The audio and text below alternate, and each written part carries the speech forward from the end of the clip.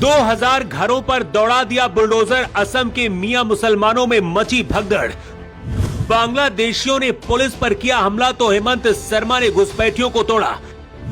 असम से मियां मुसलमानों को उखाड़ फेंका। सीएम हेमंत के फैसले से मचा हड़कंप। ऐसे ही नहीं, असम के मुख्यमंत्री को दूसरा योगी कहा जाता है। योगी से भी ज्यादा खतरनाक खुला ऐलान और यूपी से भी ज्यादा खतरनाक ऑपरेशन असम में चल रहा है। असम के सीएम हेमंत शर्मा का इधर ऑर्डर मिला और उधर 50 से ज्यादा बुलडोजर मियां मुसलमानों के घरों को तोड़ डाला। देखते ही देखते मियां मुसलमानों में हड़कंप मच गया और हालात बेकाबू होने लगे। तस्वीरें देखकर कश्मीर से बांग्लादेश तक हैरान है, लेकिन लोग कह रहे हैं कि देश के बाकी जगहों पर इसी तरह ही कार्रवाई होनी चाहिए। बांग्लादेश से घुसपैठी सबसे ज्यादा अगर किसी प्रदेश को प्रभावित करते हैं तो वो है बांग्लादेश और असम।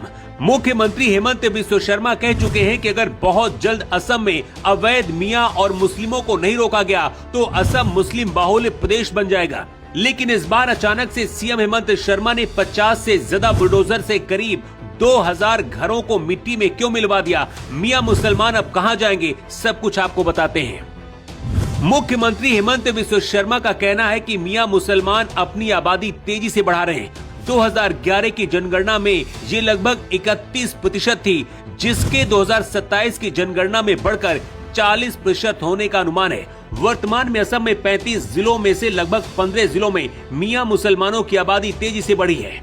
2019 के एनआरसी रिपोर्ट में लगभग 19 लाख लोगों को नागरिकता सूची से बाहर रखा गया था। सरकार के हालिया आंकड़ों के अनुसार 1971 से 2014 के बीच 47,928 लोगों को अवैध प्रवासी घोषित किया गया है।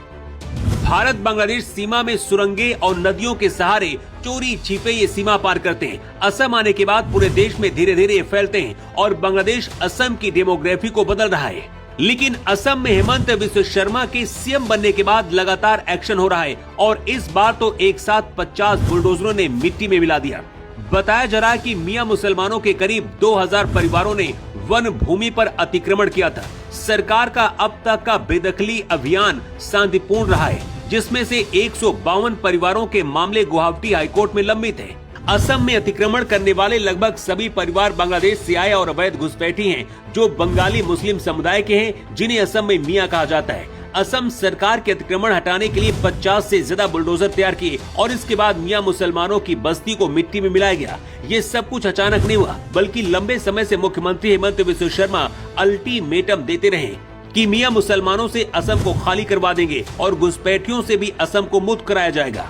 असम में सीएम हेमंत बिस्वा शर्मा अवैध मस्जिद हो या फिर मदरसा, सब पर बुलडोजर चलवा रहे हैं। लेकिन इस बार जो हुआ, इसका असर बांग्लादेश तक हुआ है। बांग्लादेश से भारत में घुसपैठ करने वाले मियां मुसलमान और घुसपैठियों के अंदर डर बैठ गया है कि अगर अब भारत जाएंगे तो उनका भी हाल ऐसा ही होगा।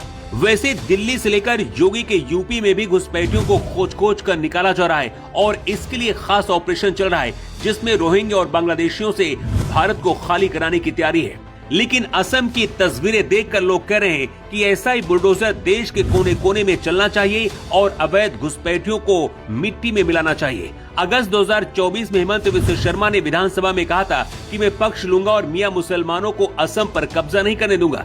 एक और बयान में असम के सीएम ने कहा था कि असम में मुस्लिमों की बढ़ती आबादी का मुकाबला करने के लिए हिंदुओं को और ज्यादा बच्चे पैदा करने होंगे। इसी तरह से पिछले महीने दिसंबर 2025 में हेमंत बिस्वा शर्मा ने कहा था कि भले ही वो मुस्लिम महिलाओं के कल्याण के लिए 1 लाख की योजना लेकर आ जाएं, फिर भी ये समुदाय मुझे वोट नहीं करेगा।